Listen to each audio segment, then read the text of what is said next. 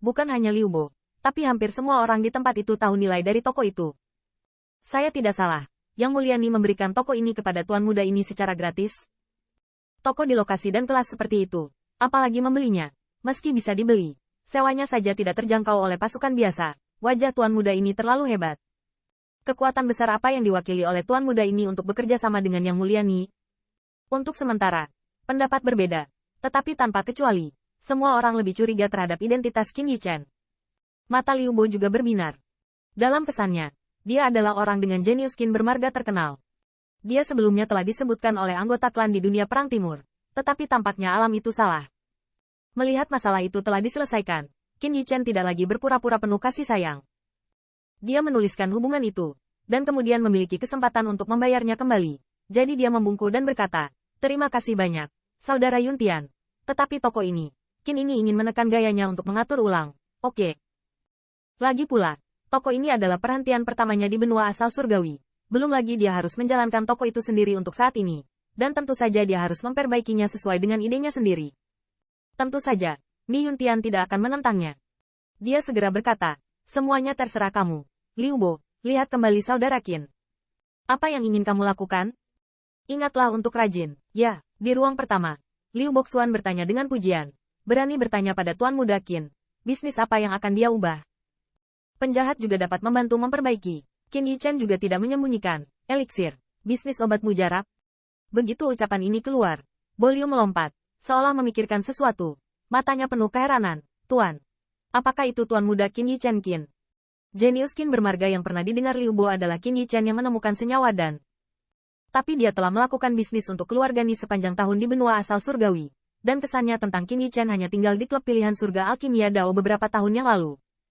Nama majemuk dan pernah bergema melalui 4 pihak. Tetapi Liu Bo berpikir bahwa jika saya ingat dengan benar, Qin Yichen pada waktu itu terlihat seperti alam surga, bukan? Perang di benua Jizu berada di luar zona perang, jadi catatan Qin Yichen secara alami tidak diteruskan ke Liu Bo. Tapi ini hanya beberapa tahun. Dia adalah salah satu raja abadi 2 lapisan surgawi dari alam surga. Dan yang paling dikeluhkan Liu Bo adalah bahwa Perang Dunia Timur juga berpikir untuk meminta Qin Yichen. Tetapi pada saat itu ia sedang melempar cabang zaitun. Dalam analisis terakhir, masih melihat ke bawah. Tapi sekarang, Qin Yichen muncul di depannya sebagai teman yang mulia. Bagaimana ini tidak mengejutkan Liu Bo? Tanda seru. Tanda seru. Tanpa menunggu Liu Bo Duo berbicara, dia melihat Mi Yuntian dengan samar berkata, Bo Liu, kamu tahu sesuatu. Jangan bicarakan itu. Bekerja sama saja dengan Saudara Qin. Mengerti? Memahami. Liu Bo mengangguk. Sebagai seorang manajer yang telah bermain-main di dunia bisnis selama bertahun-tahun, dia secara alami tahu bahwa beberapa hal tidak dapat dikatakan sembarangan. Tapi setelah mengetahui identitas Qin Yichen, Liu Bo semakin kagum padanya. Ketika dia berlari ke toko, dia memanggil pelayan. Buka hari ini adalah hari terakhir, dan setelah matahari terbenam, bersihkan. Semua orang di toko terkejut, tetapi tidak berani bertanya lebih banyak. Lakukan saja. Tidak lama kemudian, toko memasang pemberitahuan bahwa akan ditutup untuk perbaikan keesokan harinya. Ditambah dengan penampilan pribadi Ni Yuntian, berita tersebut menyebar dengan cepat di jalan komersial yang sudah makmur. Meski kebanyakan orang masih belum tahu bagaimana Kidan akan muncul setelah pembangunan kembali toko tersebut, berita penutupan dan perbaikan saja sudah cukup untuk menarik perhatian banyak pihak. Lagi pula, tidak ada perubahan besar. Jadi toko yang merupakan salah satu tanda emas itu tiba-tiba berubah. Dan itu bisa menimbulkan banyak sensasi. Selain itu, beberapa orang mendengar bisnis obat mujarab Qin Yichen saat itu. Dan banyak pembangkit tenaga listrik menjadi penasaran bahkan sebelum matahari terbenam. Pernah mendengarnya, toko 100 kemenangan Ni Family akan ditutup dan diperbaiki. Dan akan mudah dikelola. 100 kemenangan. Bukankah itu salah satu toko tersibuk di keluarga Ni? Toko 100 Win memiliki segalanya di bawah Immortal Grade. Dan bisnisnya selalu bagus. Mengapa itu akan berpindah tangan? Kamu tidak tahu. Pangeran kedua keluarga Ni yang secara pribadi memesannya. Kudengar dia diberi teman untuk beralih ke bisnis eliksir. Teman pangeran kedua keluarga Ni? Dari mana itu datang? Aku tidak tahu. Tapi mereka yang bisa menjadi teman yang mulia Ni. Berita 100 kemenangan menyebar dan berpindah tangan seolah menjadi gelombang di tengah lautan. Yang lambat laun meluas dan mengintensifkan. Saya harus mengatakan bahwa penampilan pribadi Ni Yuntian dan memberikan secara langsung pada saat itu juga memainkan peran penting dalam publisitas. Namun selain penasaran, semakin banyak orang yang menunggu untuk melihat kejutan apa yang bisa dibuka oleh toko tersebut. Bisnis ramuan.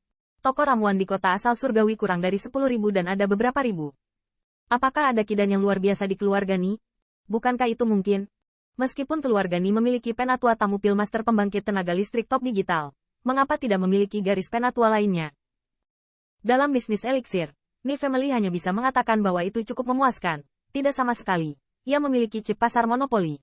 Banyak pembangkit tenaga listrik yang telah berbaur di kota asal surgawi sepanjang tahun tahu bahwa 10 tetua agung memiliki latar belakang yang dalam. Tetapi jika Anda ingin menjadi satu-satunya pihak, bisnis tertentu tidak dapat menahan tetua lainnya. Itu tidak ada. Terlebih lagi, Sekte Abadi Yuan Surgawi memiliki bisnis ramuannya sendiri, dan kue terbesar ini secara alami paling banyak dibagi oleh hegemon di benua ini. Begitu banyak orang berpikir bahwa keputusan tiba-tiba Ni Family untuk mengubah karir, meskipun itu bukan kematian dari darah yang hilang, tetapi itu sama sekali tidak pintar.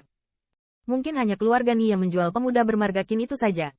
Beberapa orang bahkan berpikir bahwa jika Anda memasang papan nama emas yang bagus, itu tidak akan dioperasikan. Bisnis eliksir seperti apa yang akan Anda gunakan? Tapi banyak orang punya otak. Mereka tidak percaya bahwa keluarga Ni akan sangat bodoh. Bahkan kekuatan, ukuran, dan visi penatua Fang lebih pintar dan lebih dalam daripada kebanyakan orang. Oleh karena itu, orang-orang ini sangat penasaran dan menantikan bisnis eliksir yang akan direnovasi ini. Mungkin Ni Family ingin merebut pasar. Dalam hal ini, akan ada banyak diskon untuk menarik popularitas, dan mungkin ada yang murah untuk dipilih. Setelah menjelaskan hal-hal ini, Ni Yuntian berkata kepada Qin Yichen, "Saudaraku Qin, belum terlambat bagimu untuk mengatur setelah selesai di sini." Lagi pula, Ni Yuntian mengatakan lebih banyak lagi dengan transmisi suara, "Kakek telah memberi saya darah raksasa. Dan saya akan memberikannya kepada Anda ketika saya kembali." Begitu ucapan ini keluar, mata Qin Yichen tiba-tiba menjadi cerah, dan semangatnya tiba-tiba datang. Ini adalah buah peri yang dia perjuangkan. Akhirnya saatnya untuk membayar dia. Dikatakan bahwa buah peri yang memiliki pengaruh besar pada esensi darah adalah harta yang bahkan Dewa Emas cemburu. Akibatnya, Qin Yichen dan rombongannya kembali ke mansion, dan Ni Yuntian tidak memiliki dua kata. Dia langsung mengeluarkan 2 kotak batu giok dan memberikannya kepada yang pertama. "Qin saudara, kamu pantas mendapatkannya." 2 kotak batu giok, tentu saja, adalah 2 buah kental raksasa. Ni Yuntian tidak melanggar kata-katanya dan memberikan setengahnya kepada Qin Yichen.